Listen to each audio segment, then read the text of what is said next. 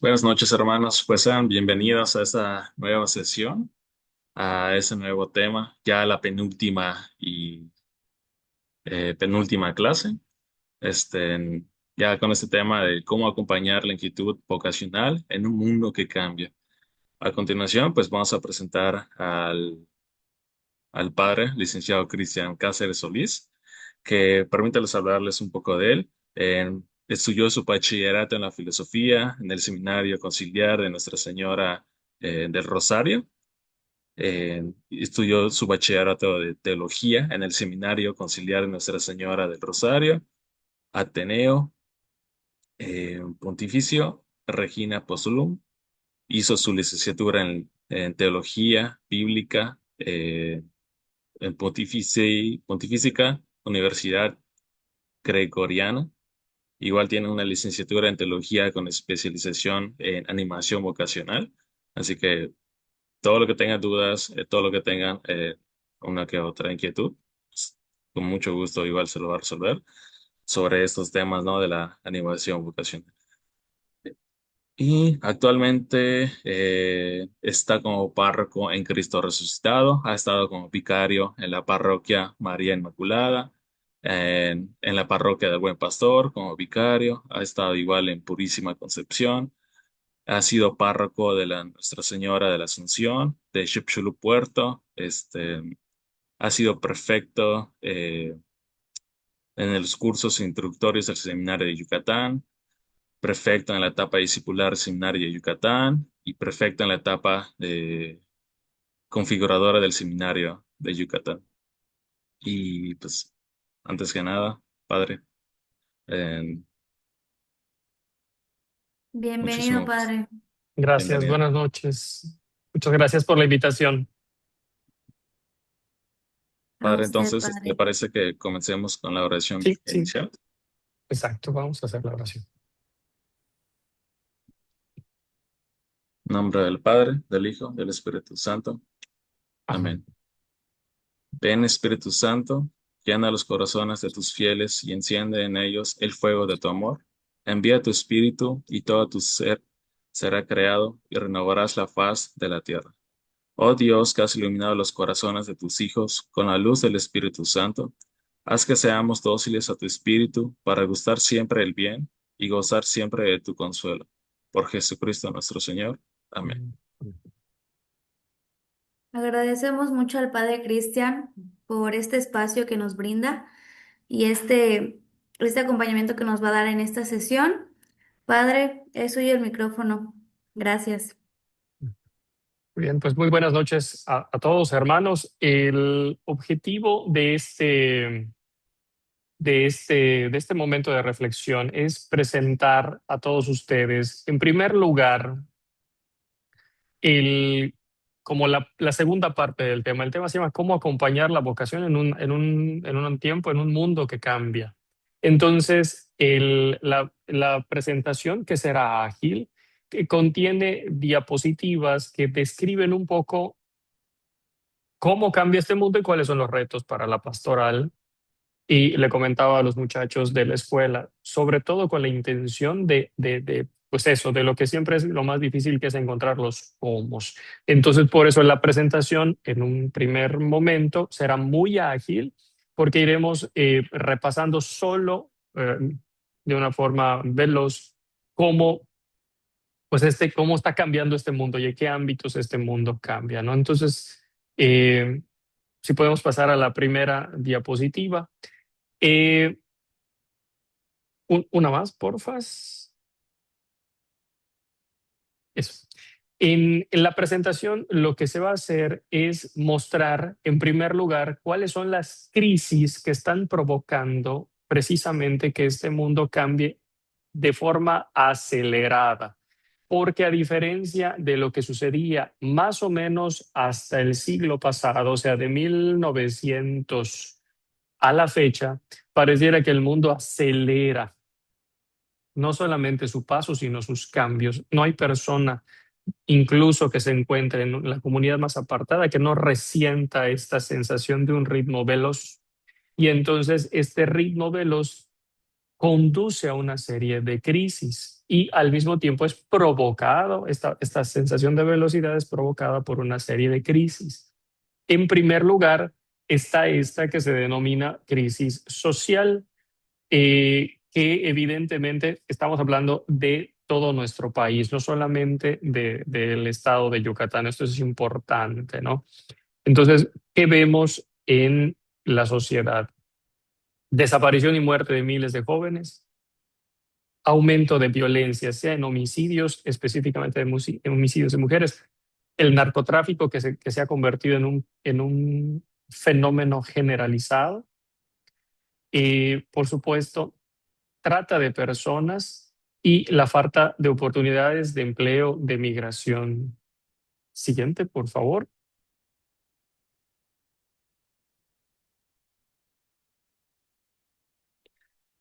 Dentro de esta misma crisis, por ejemplo, está dentro del elemento social la económica. ¿Por qué? Porque vemos como la sensación percibida es que en general salud, educación y vivienda cada vez son más insuficientes. ¿Ok? ¿Cuál es el fenómeno? Se trabaja mucho, se esfuerza mucho el individuo promedio y en general la percepción es que la educación ya no alcanza porque lo que antes se hacía con una licenciatura ahora tiene que hacerse con muchas especializaciones. O al revés, hay quien te dice, pero ni estudies porque eso que aprendes en la escuela no sirve para el mundo de verdad, ¿no? Al mismo tiempo, la dificultad de encontrar viviendas y el encarecimiento de estas. Y, por supuesto, a nivel de salario. Existe esta cada vez más profundizada percepción de que los recursos son pocos. Siguiente, por favor.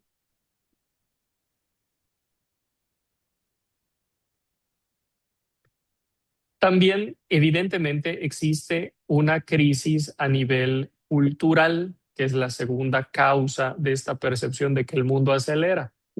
¿Qué es esto que hoy se conoce con el nombre de relativismo? Es decir, a nivel cultural, el único hecho que todos aceptan hoy socialmente es que nada es para siempre. Eh, lo que, por ejemplo, antiguamente se tenía a perpetuidad, incluso un terreno, hoy lo puedes perder. Antiguamente, por ejemplo, el estudiante promedio hacía un esfuerzo grande, sobre todo el que estudiaba en la universidad, para adquirir libros.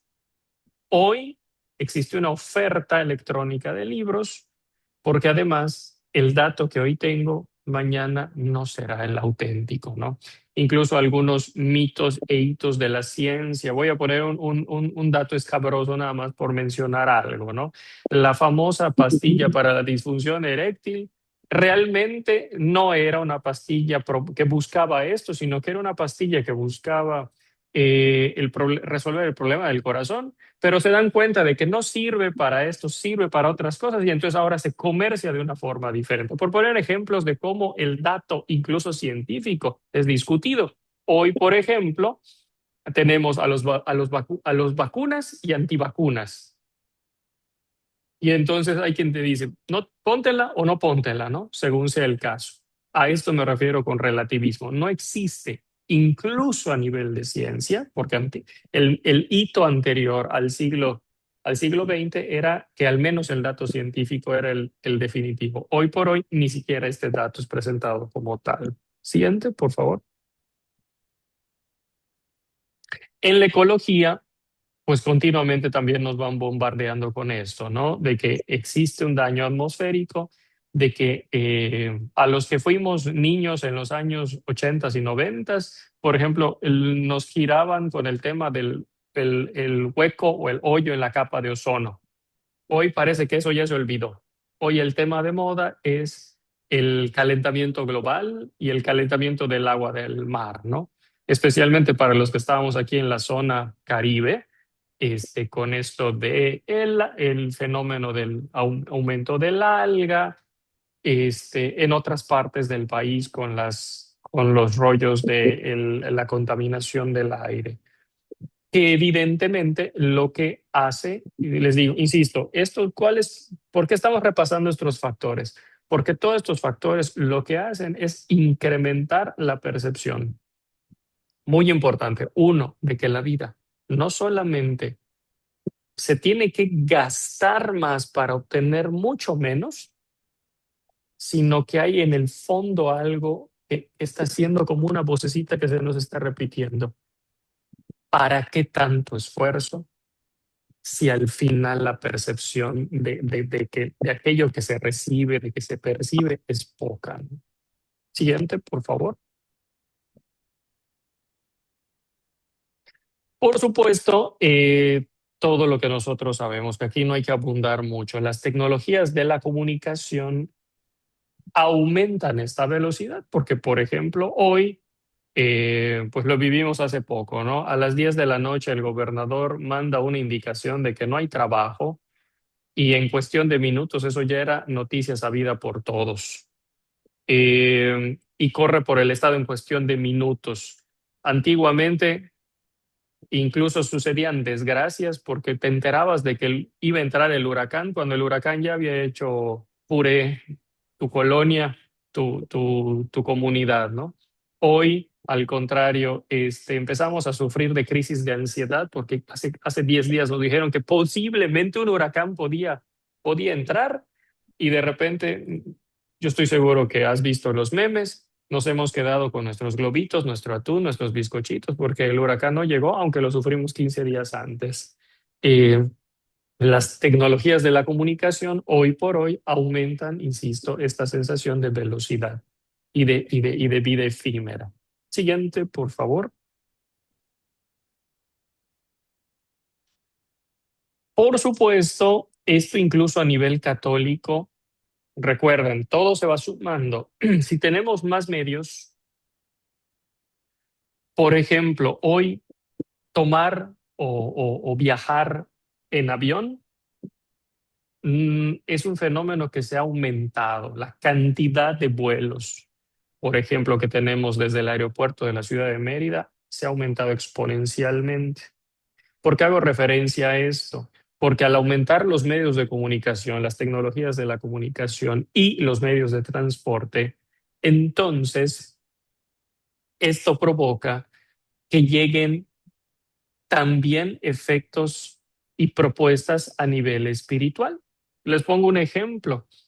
Hoy tenemos a la Virgen de Satanudos, hoy tenemos las casitas del Padre Pío, hoy tenemos devociones a San Charbel, tenemos fruto de qué es de la migración y de las comunicaciones. Alguien se va a Europa, conoce una devoción de un santuario en determinado lugar, la Virgen de Loreto, y llega a la Virgen de Loreto. En Medjugorje, a cada rato va gente a Medjugorje porque hace una peregrinación o a través de las tecnologías de la comunicación. Y por supuesto, esto hace un fenómeno. Hoy, por ejemplo, en Yucatán, uno de los desafortunados fenómenos religiosos, entre comillas, de moda, son todas las religiones tipo caribeñas africanas como santería, palo mayombe, etcétera, etcétera, etcétera, que además permitieron su transformación en el famoso culto a la muerte, ¿no? Siguiente, por favor. La tercera crisis, ya hablamos de la crisis social, la crisis cultural. Ahora pues hay que tocar brevemente la tercera, que se llama la crisis antropológica. Si dijimos que con las anteriores la sensación del esfuerzo se incrementa, hago más, me desgasto más, obtengo mucho menos. Además, van desapareciendo los grandes puntos de apoyo y va viniendo mucha oferta a nivel cultural, religioso y de comunicaciones. Hay muchos datos en nuestra cabeza. Hay esta sensación de que la vida es efímera, entonces va apareciendo una crisis antropológica, es decir, una crisis de sentido. Somos una sociedad, lo dice la filmina, el slide, somos una sociedad estresada. Lo que decía hace un momento con esta experiencia del huracán. Hace 15 días, dijo el meteorólogo, va a entrar una tormenta y 15 días sufrimos la llegada de la tormenta, ¿no? Por supuesto, no solamente las cosas son desechables, también nosotros. Eh, y existe también otro problema. Los procesos para la vida adulta se van retrasando. El individualismo va haciendo su aparición porque la sensación es, si delante de una crisis, la respuesta natural es sálvese quien pueda. Y entonces, en el fondo, aparece esta pregunta, ¿para qué? Por eso existe frustración, desilusión, porque nada es para siempre. Eh, Antes de la caída de la Unión Soviética, más o menos en los años 80, el gran fenómeno era encontrar a los ateos. Hoy no encontramos ateos, encontramos autodenominados gnósticos, que son los que te dicen, ni siquiera estoy seguro de que Dios no existe, pero tampoco te puedo decir que no. Así que lo más seguro es que, quién sabe, eso es un gnóstico. Entonces, es algo todavía peor porque al menos el ateo, su opción racional era probar la no existencia. Un gnóstico, al menos en el vocabulario actual, es aquel que simplemente ha levantado las manos para ni probar ni intentar no probar la existencia de Dios. Siguiente, por favor.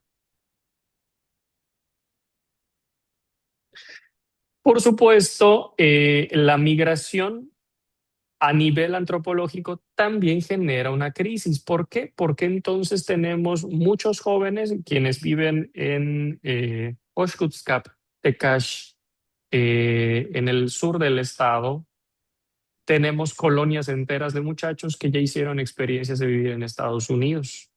Y entonces incluso el fenómeno de las pandillas o de las dificultades se ha modificado porque ya la pandilla o la banda, como antiguamente se le llamaba, pareciera que tiene todos los gestos, todos los lenguajes, incluso la ropa de gente que vive en Estados Unidos. Eh, Tenemos, por ejemplo, familias que son mexicoamericanos y entonces son mexicanos con lenguaje mexicano, pero que viven en un sistema, por ejemplo, en el ejemplo que pongo, pues americano, ¿no? Entonces, obviamente la pregunta es, ¿quién soy? ¿A dónde pertenezco? ¿A dónde voy? Siguiente, por favor. Y obviamente frente en esto también tiene que aparecer todo el elemento de la ideología de género. La ideología de género, en muy poquitas palabras, recuerden que lo que plantea es esta idea de la persona ni siquiera está definida por los elementos eh, biológicos que la conforman, sino simplemente por aquella decisión que él o ella quiere, o ella en la terminología de la antropología, quisiera conformar. Entonces, si yo me identifico como alguien, como una mujer, mi sustrato, mi base fisiológico, eh, antropológica no cuenta, cuenta aquello que yo he decidido y por lo tanto yo puedo eh, identificarme y elegir el rol de género, como le llaman, que yo quisiera, o cualquiera que yo quisiera desarrollar en la sociedad, ¿no? Siguiente, por favor. Por supuesto, están esto que el Plan Global de Pastoral llama las megatendencias, es decir, ideas definidas o predefinidas desde la ONU o desde ciertos foros que nos imponen agendas, como esta de la ideología de género o la famosa Agenda 2030 o la 2045, que, por ejemplo, buscan eh, que todo, por ejemplo, sea digital. Y entonces, en los últimos 15 años, quien no participa del mundo digital está fuera. Quien no sabe hacer una transferencia bancaria, que no sabe utilizar banca electrónica, la iglesia misma ha quedado sometida a esto, ¿no? Eh, y así, entonces, hoy, por ejemplo, la mitad de las parroquias le pagan a sus empleados no con dinero efectivo, sino que le pagan la nómina a través de una transferencia. Esto solo es un ejemplo muy pobre, muy sencillo de cómo hay una tendencia a la que simplemente te sientes empujado porque o entras o quedas fuera de la vida social. No se diga, por ejemplo, hablar inglés, no se diga, por ejemplo, el hecho de utilizar un aparato celular o estos mismos medios incluso, que quien no lo sabe utilizar, pues está fuera se siente como excluido de la sociedad. Siguiente, por favor. Y pues este punto ya lo toqué, que es esta sensación de descarte. Hace unos años se estrenó una película, yo no sé si ustedes la escucharon, que se llamaba mm, No es un país para viejos, si no me equivoco, era el título, en donde un policía ya más o menos maduro, como de unos 50, 60 años, entra en crisis precisamente porque la, la experiencia de este policía es que una vez alcanzada una cierta madurez, su madurez y su experiencia y todo lo aprendido a lo largo de su vida no servía para afrontar el mundo en el que él se encontraba. Y entonces todo lo que le había llevado a aprender, toda la vida que le había llevado a aprender esto, resulta que en este momento no sirve, ¿no? En- es a lo que yo hacía referencia cuando hablaba de que, por ejemplo, hoy incluso nuestros abuelos se han visto obligados a utilizar aparatos celulares. Si ustedes ven las misas de hoy, a quienes les suenan los aparatos celulares en misa, no son a los muchachos, es a los abuelos, que todavía no han terminado de aprender a utilizar estos dispositivos. Pues solamente por mencionar un fenómeno, un ejemplo, ¿no? Siguiente, por favor.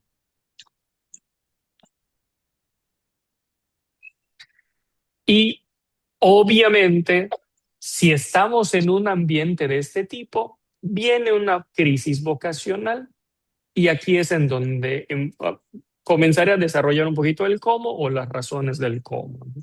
¿Cuál es el asunto?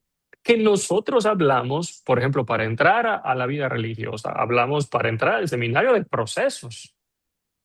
Pero la pregunta es, cómo van a haber procesos si la sociedad de hoy no es procesual, es de instantes, ¿no?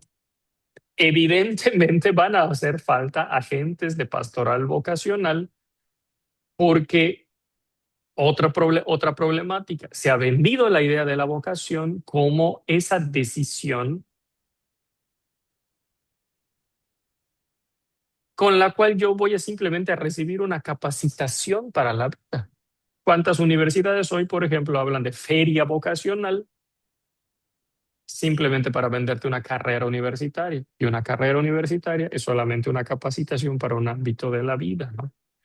De allí que el plan global de pastoral hable de generar cultura, no estrategias, porque la cultura lo que hace es el mundo se fragmenta y entonces la cultura es un principio ordenador que abraza a la persona. Por ejemplo, nosotros decimos, tenemos en el sur cultura maya, que no son solo tradiciones, cosas a hacer, sino es un principio que abraza y ordena todo, la comida, el lenguaje, la lengua, la forma de pensar, la forma de relacionarse. Y entonces por eso hablamos de tener la necesidad de generar cultura vocacional, no simplemente acciones de pastoral vocacional. Siguiente, por favor. ¿Cuál es el resultado? Pues que en general la profesión, como dice ahí abajo, una cultura de profesiones, pero sin vocación. O sea, yo me hago médico porque es la que deja. Yo me hago abogado porque pues allí encontraré cómo subsistir. Me hago político porque allí encontraré formas de ascender y de asegurar patrimonio económico, no de servicio. Por eso allí dice una cultura de proyectos sin aspiraciones, sin valores trascendentes y sin futuro. Siguiente, por favor. ¿Cuáles son los desafíos? Eh, por supuesto, provocar que de hecho lo vamos a desarrollar en los siguientes slides, pastores que acompañen, porque evidentemente el número de pastores está disminuyendo, eh, generar familias integradas que impriman esta visión cultural, por supuesto una educación con calidad que no solo capacite para el trabajo, sino para ser personas y personas que están creciendo y que están madurando. Siguiente, por favor. También, evidentemente, una iglesia donde la cultura vocacional está presente, por supuesto, recibe trabajo. Es una sociedad que provoca trabajos dignos y suficientemente remunerados y que tiene espacios de esparcimiento y de creatividad. Por eso les decía, la cultura no es solamente acción, sino otra vez como volverle a darle cohesión a la sociedad y a las personas. Siguiente.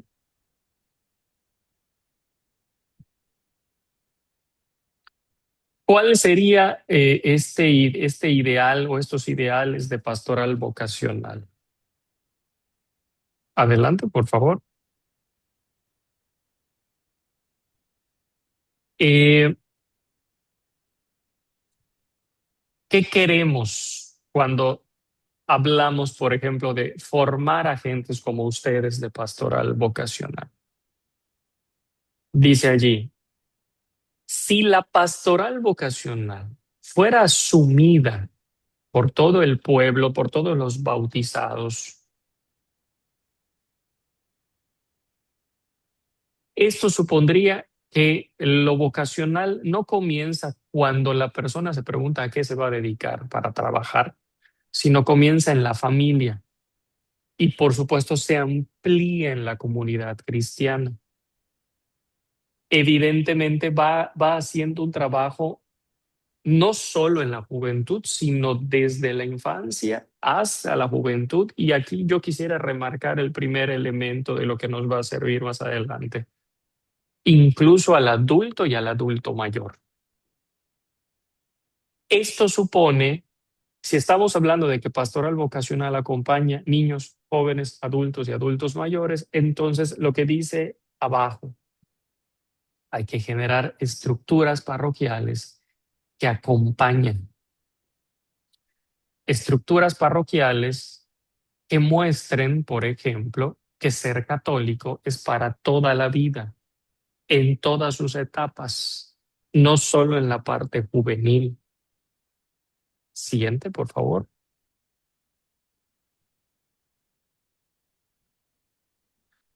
Como servicio, la pastoral vocacional va a buscar animar constantemente a todos los bautizados a valorar la vida como don divino y ayudarlos a ser conscientes, por eso les decía hace un momento, de que el don de la vida solo es pleno cuando se vive como respuesta. Y esto es importante para repetir la idea, porque entonces la respuesta no la di cuando entré al convento, cuando me casé, cuando entré al seminario, sino voy respondiendo continuamente a Dios, porque el diálogo entre Dios y el bautizado se está dando en cada momento de su vida, no solo en un momento. Si ustedes se fijan, digamos, el punto débil de nuestra pastoral vocacional muchas veces ha sido que hemos vendido la idea de que uno responde solo cuando ya encontró su vocación específica. Siguiente, por favor. A nivel de parroquia, y esto se va a repetir mucho en los siguientes slides, eh, la parroquia ora por las vocaciones, animan a los jóvenes y orienta a que la vocación específica es es una consagración. Si ustedes se fijan, la pastoral vocacional requiere, pero al mismo tiempo ayuda a lo que nosotros llamamos, no sé si esto se ha tocado en otras presentaciones, una pastoral de conjunto. Por eso se hace referencia a toda la parroquia, no solamente a un departamento, sino cuando les hablo de procesos, estamos hablando de catequesis infantil, pastoral de adolescentes, pastoral juvenil y todo lo que sigue como pastoral familiar. Si hubiera, por ejemplo, pastoral del adulto mayor o iniciativas para involucrar al adulto mayor y hacer que estos se encuentren en diferentes servicios. Siguiente, por favor. Evidentemente, esto conduce a que las familias en cada hijo descubran un llamado por Dios. O sea, el hijo es un don de Dios, pero al mismo tiempo a mí como padre de familia me llama a comprometerme en ayudarlo a encontrar y formar su camino vocacional. Por eso, por ejemplo, cuando yo, papá o mamá, estoy llevando a mi niño a que haga su primera comunión o a mi chavo a que vaya al grupo de secundaria o lo animo para que se integre al coro o a la pastoral social, estoy animando y estoy acompañando su proceso vocacional.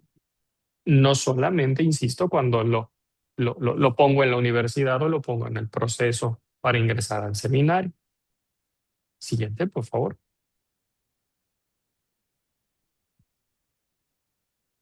Por supuesto, esto supone colaboración y esto es bien importante. Por ejemplo, esto es un tema un poco práctico. Y al menos en Yucatán hemos intentado hacer esto. Es decir, la pastoral vocacional no es el resultado de formar un ABP, un animador vocacional que se encuentre en cada parroquia, sino que cada uno de estos servicios que ustedes ven mencionados aquí en el slide, catequesis, adolescentes, juvenil, familiar, educativa, en el caso de los presbíteros, de la pastoral presbiteral, en el caso de la vida consagrada, que cada uno de estos departamentos o apartados de la pastoral tenga un elemento de colaboración vocacional. Les comparto, por ejemplo, un ensayo que estamos tratando de hacer aquí en el Decanato 2, no tener animadores vocacionales, digamos, solitarios, sino que en el grupo de adolescentes, en el grupo de jóvenes, en la catequesis, hayan delegados de vocación que juntos formen el consejo vocacional de la parroquia. ¿Qué cambia aquí? Apostar a la vida como proceso vocacional. Quitar la idea de lo efímero, que sería utilizar el lenguaje que mencionamos hace un momento de las crisis. Siguiente, por favor. Por supuesto, los sacerdotes son los primeros animadores vocacionales y creo que nuestra función es precisamente esta de entender junto con todos los consagrados y las consagradas la vida como un proceso de diálogo, de continuo diálogo con Dios.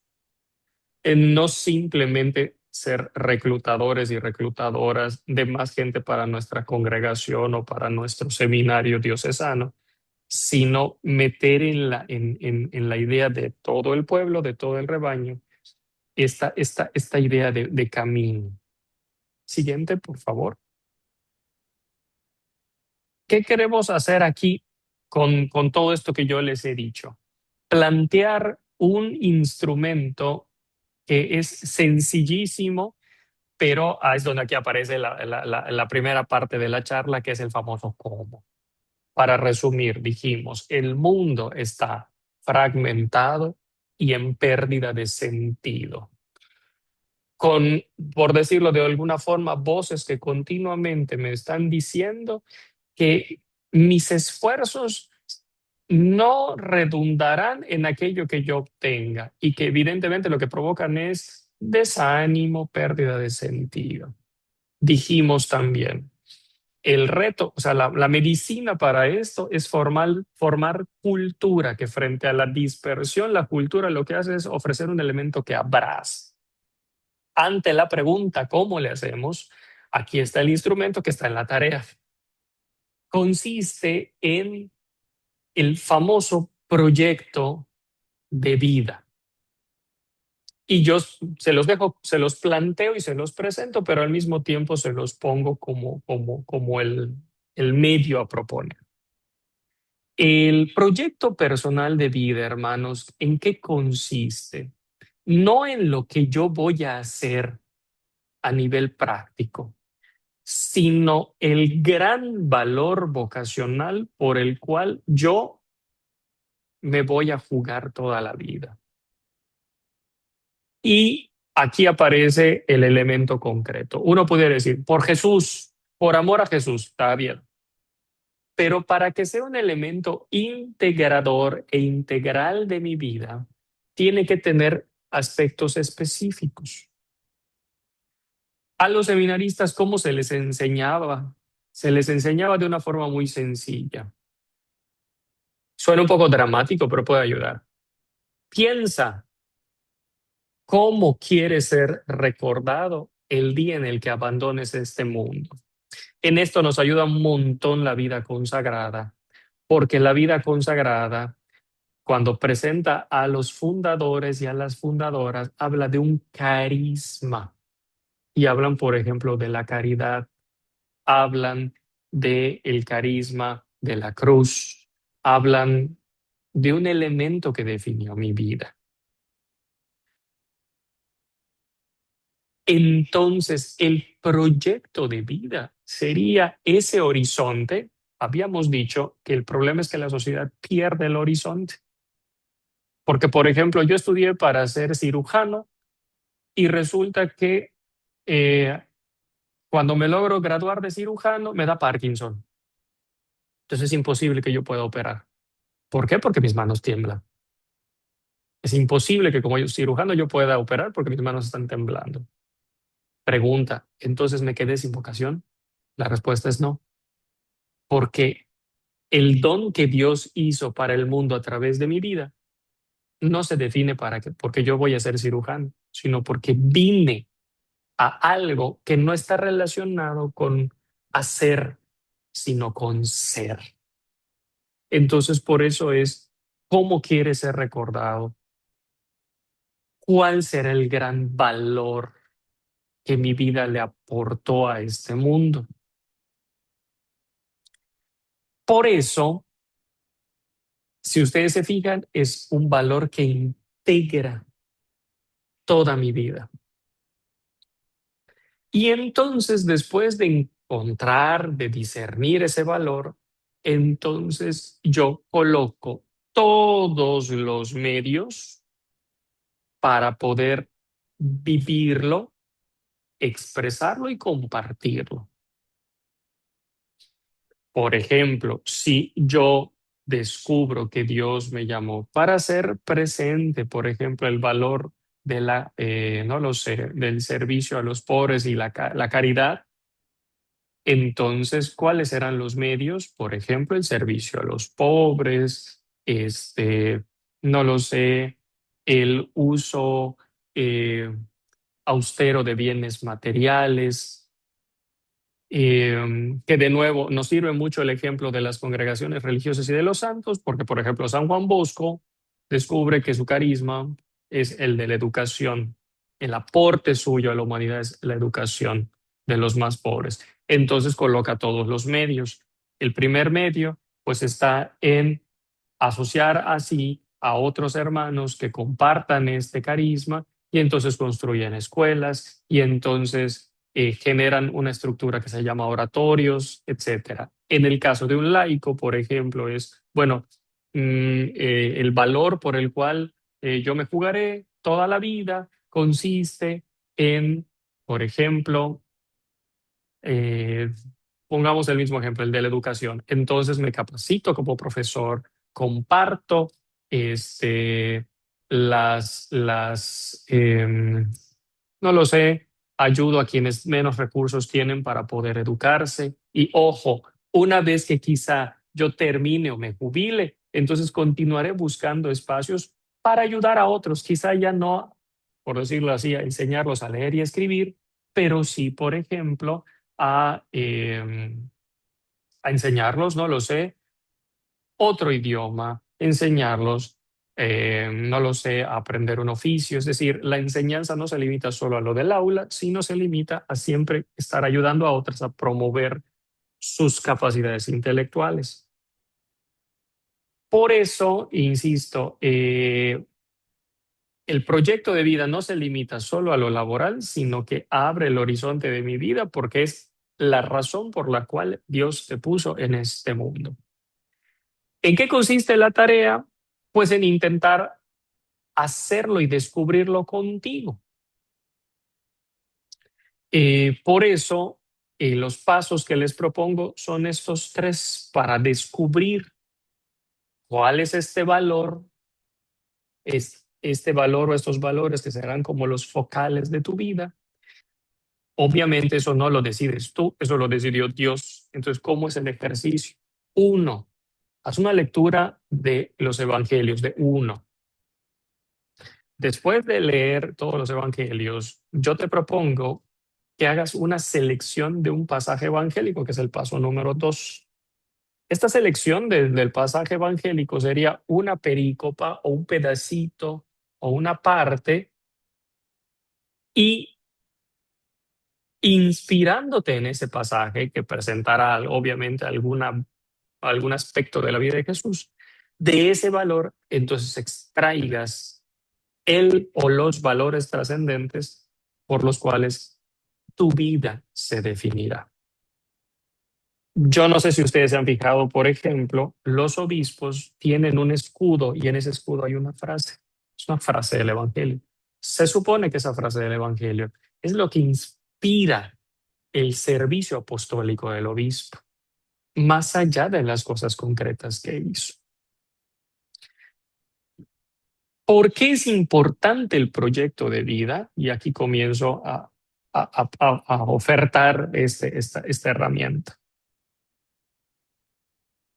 Porque ofrece valores trascendentales ante la pérdida de lo trascendente y del sentido. 2, porque evita que las personas reduzcan lo vocacional a las cosas prácticas. Pongo un ejemplo. Por ejemplo, yo soy sacerdote y sí es cierto, el carisma del sacerdote es el pastoreo, pero evidentemente yo no tengo todas las cualidades del mundo, yo tengo algunas y entonces esas cualidades son las que yo tengo que tratar de descubrir qué tipo de sacerdote diocesano o con cuáles valores de las acciones del sacerdote diocesano yo imprimiré en mi servicio. 4, tres, perdón, este es ver la vida como un proyecto trascendente, protege a la persona de las crisis de vida. ¿Cuáles son las crisis de la vida? Pues para empezar, las propias de la edad y las adaptaciones. Por eso en algunos de los ejemplos que he tratado de poner, se habla, por ejemplo, de que el carisma de la educación no está relacionado a que yo me pare solo a dar clases, sino que continuamente yo estoy buscando la promoción de otros. Porque si no, por ejemplo, cuando me jubilen de ser maestro, entonces ya estuvo, se acabó el carisma. No. Eh, y 5, mete y refuerza la idea del proceso, es decir, cada etapa de mi vida independientemente del contexto en el que yo me encuentre. Entonces, por eso es importante esta herramienta. Entonces, si yo tratara de responder al título desde la charla de esta noche, es cómo acompañar en un mundo que cambia, un instrumento, incluso para el acompañamiento personal, consiste en plantearle a la persona que comience a elaborar un proyecto de vida. Eh, bueno, pues hasta acá me detengo. No sé si sea necesario alguna aclaración, eh, no lo sé, algún comentario. Gracias, padre. Sí, vamos a abrir un espacio de alguna gente, uno o dos hermanos que quieran compartir algún comentario, decir algo sobre el tema, con el micrófono o escribirlo en el chat antes de que el padre se retire.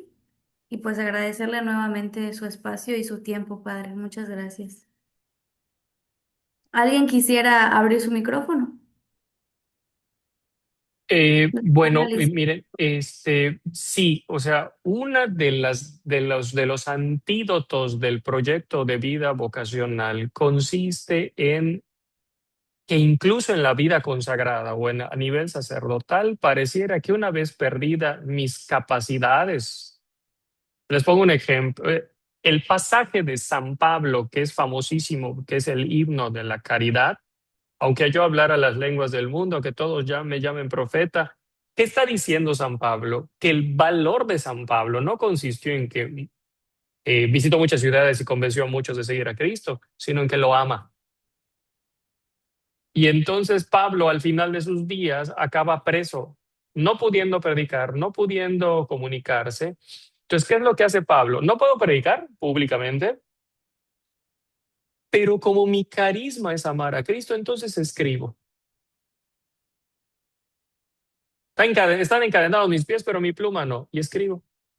¿Ok? O sea, por eso es importante el elemento del proyecto vocacional, porque no está supeditado incluso a las cosas que puedo hacer, sino a quién soy, que es lo que ha perdido esta sociedad, ¿no? Eh, lo mismo a nivel de presbíteros, o sea, ¿qué pasa cuando el padre ya no puede, por ejemplo, está en silla de ruedas el padre, perdió valor su ministerio, no en la cama ofreciendo sus sufrimientos, sigue siendo sacerdote y ofreciendo su vida? Exacto. Entonces, ¿y cuál es el asunto? No pegar lo vocacional a lo práctico, sino ofrecer el sentido trascendente. Eh, Ojo, el proyecto de vida solamente es el primer paso, porque después de elaborar el proyecto de vida, no se puede hoy porque es poco el tiempo. Lo que sigue es después elaborar planes. ¿Cuál es la diferencia? Yo tengo un proyecto de vida, pero por ejemplo, para esta cuaresma, elaboro un plan. El plan de la cuaresma favorece el proyecto. Eh, Quienes somos casados, yo tengo un proyecto de vida, pero estoy casado. Entonces, este, en esta cuaresma hago un plan para vivir como casado, favoreciendo este proyecto. Eh, yo soy, no lo sé, presbítero, tengo un proyecto de vida sacerdotal, pero para el tramo de 0 a 5 años de ordenados, entonces hago un plan. No sé si me explico, ¿no? El plan lo que hace es un pedacito de mi vida que va a favorecer este, esta que es la meta. ¿Ok? Así se debería elaborar. Este es, o sea, insisto, esto no es una panacea, eso es un instrumento que estoy tratando de presentarles, que a mí me ha parecido como una de las claves para este asunto, ¿no? Eh, Respondiendo a los desafíos del Plan Global de Pastoral que dice, basta de pastoral de pesca, hacemos una pastoral de procesos. Muy bien. Gracias, hermana Lisette, por compartirnos sus pensamientos. No la escuchamos, pero la leemos. Muchas gracias. Este, de nuevo, Padre, su testimonio quedará grabado y también aquí con los hermanos, con los hermanos agentes, estamos muy agradecidos de su tiempo y todo lo que nos ha compartido. No, pues muchas Ya gracias a ustedes por la finalizamos. invitación. Muchas Muy bien, gracias. pues les Finalizamos dejo, su parte pues del tema. muchísimas gracias. A Y usted, pues Padre, bonita noche. hasta luego, mucho gusto. Muchas gracias, Padre. Luego, descanse. ¿Alguien nos quiere apoyar con la oración final? Nadie. Pues si quieren yo mismo. Muchas gracias. Nos da la bendición, Padre. Sí, claro que sí. En el nombre del Padre, del Hijo y del Espíritu Santo, Amén.